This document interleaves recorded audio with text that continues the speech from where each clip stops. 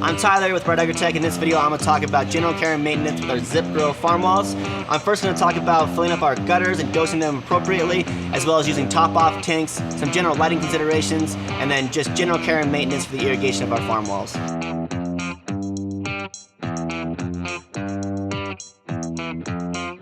So what I have here is I have our 8-tower gutter, 4-tower gutter, and our 2-tower gutter. And initially, after you have your farm wall assembled and mounted, what you want to do is you want to fill it with water and then dose it appropriately. And what I've done is I've calculated the volumes for each of these gutters. However, I haven't calculated the absolute volume because we rarely fill our gutters completely full. It's really easy to spill, it kind of makes a mess. What you want to do is you want to fill your gutters up so the water level is about a ½ an inch over the PVC. Now, the reason that we do that is so when we use a top-off tank, the nozzle of that top-off tank sits below the water level. And then when that water level goes below the nozzle of our top-off tanks, the top-off tank will burp and release water. Those volumes that I've calculated for our 8-tower farm wall, we have a volume of 5.75 gallons. For a 4-tower farm wall, 3.02 gallons. And then for a 2-tower farm wall, we have 1.7 gallons. Now, when we ship out our farm walls, you're going to receive this little nutrient solution, this Dynagrow Foliage Pro, and what it recommends is 1 tablespoon per gallon of water. So for an 8-tower farm wall, if you fill that water level up to about a ½ an inch above that PVC pipe, you're going to be using 5 3/4 teaspoons. For a 4-tower farm wall, 3 teaspoons, and for a 1-tower farm wall, 1.7 teaspoons or 2 teaspoons. So these are our top-off tanks. This is a 3-foot top-off tank. This is the bottom, this is our valve, and this just turns the flow on and off. This is the top, and this is where you fill the top-off tank from. And you can use these in your farm walls to help with the watering and the water levels of your farm walls to help them stay consistent.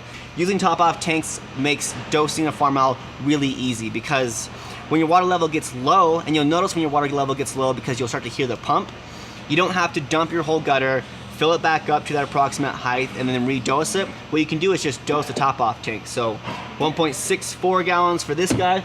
Then our 5-foot top-off tank, same exact thing, just a little bit taller, has a volume of 3 1/4 gallons, so 3 1/4 teaspoons to dose this. So these top-off tanks are really, really easy to use.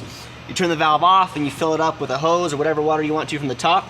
They have a rubber stopper in them, and what you can do is just press this on the top. You don't need to press very hard, don't use a hammer. Just press it on, and then what you need is an airtight seal. And then what you do is you set this in your farm wall, and if the water level is high enough, it'll cover the bottom spout of this, or the bottom spout here. And when you open it up, no water will drain into the gutter of your farm wall. But when that water level lowers below that nozzle, the farm wall will burp because it's not bringing any air in from the top, and that's what you want. If this rubber stopper comes loose or isn't airtight, what will happen is that all the water will drain out, and then your farm wall will overflow. Make sure this is airtight.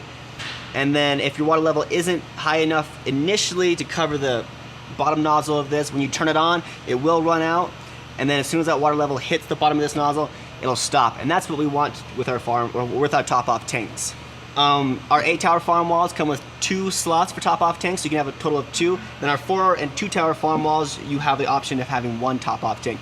And of course, you can always supplement your crop towers for top-off tank towers if you wish to do so. When you think about watering your farm wall and how often you're going to have to water it, there's a lot of variables that come into play, so there's no specific answer I can give you. Really, it's all about temperature or air temperature. So is your farm wall inside or outside? Are you in the south? What is your temperature like? How much evaporation is happening? What type of crops you have in there? Some crops use more water than others. And then how mature are those crops? So there's a lot of variables. When your crops are seedlings, they're going to use less water than when they're fully mature. So I want to talk about lighting. And with these farm walls, there's 2 options. You can mount them outside and use natural light, or inside and use artificial light. Every time we've mounted our farm walls outside, we've put them on a south-facing wall, and we made sure that the wall wasn't shaded so that all our crops get as much access to light as possible. Now, the need for light is crop dependent, so you're going to have to do a little research on what you're growing to make sure that you're giving your crops adequate amount of light. Some crops like a lot of light, like basil, 18 hours of light's great for it. It really depends on your growing season and your location and what you're growing. So take all those things into consideration and find something that's going to work for you. Your crops are going to grow. It's all about how well they're going to grow. And so if we have adequate amount of light, they're going to grow better than if they didn't. Now, if you're growing inside, you're going to have to use artificial lighting. We like to use T5 lights for our farm walls, simply because they're cheap and they work really well. We recommend using 1 bulb per tower. Now, we're always coming out with different videos and different builds showing different ways to light a farm wall, so we'll link those up when they become available. But again, just think about the crops you're growing, the location that you're growing in, and make sure that you're giving an adequate amount of lights to your crops so they can grow as best as possible. What I want to talk about now is general care for our plumbing. The one thing that you want to check on a daily basis or as often as you can is your drippers. Now, we have these nice windows that are cut out so you can see these drippers really easy, and you just want to make sure that the water is actually going through them. What happens with these drippers is they can get clogged. If your farm wall is outside, there's more of a chance that it'll get clogged than when it's inside, just because of the dirt and the wind and some of the debris that's going to be coming into your gutters. Now, if you're not using top-off tanks, we have evaporation caps that you can use to fill that gap to help eliminate those variables. But really, if your farm wall is outside, you should be using top-off tanks, or you're going to have to be monitoring your water levels very closely. These button drippers, though, if they do get clogged, we have a video on how to clean them, but they're really simple. What you can do is you just reach in and you can pull them out of the tubing.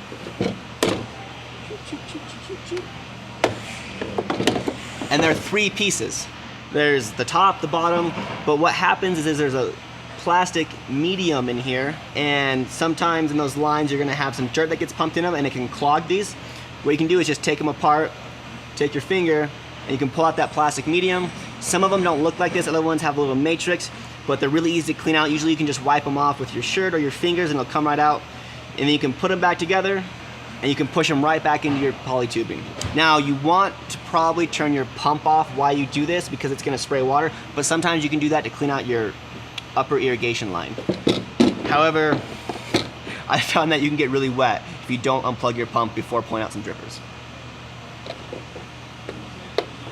So they just snap back in just like that, and then you're ready to go. So this is the pump. Well, this isn't the exact pump that you received in the farm wall. We use AquaActive 400s. This is a 250, I believe, but same design, it's just sized down smaller. This is the filter. So this gray side is the filter for the pump. And if you just turn this, that filter comes off. And every once in a while, not very often, you might want to rinse this out and clean it. If you're outside, again, you're gonna have to clean these more often, but really, you don't have to clean them that often. And they're very simple. You saw I just turned it, but that should cover everything there is for just the general care and maintenance of a farm wall. They're really low maintenance. Really, it's just about your water levels and your drippers. Overnight, sometimes your drippers will get clogged and your plants will lay down.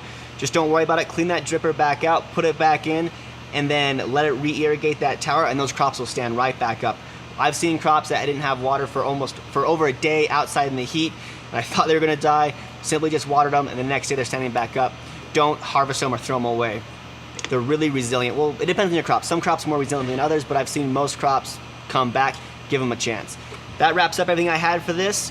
If you guys have any questions or concerns or any other specifics about your farm wall, just leave us a comment or shoot us an email. We're here to help. Check out our blog posts. We're putting a lot of new material on there lately. And if you guys want to, follow us on Instagram. Thank you for watching this video.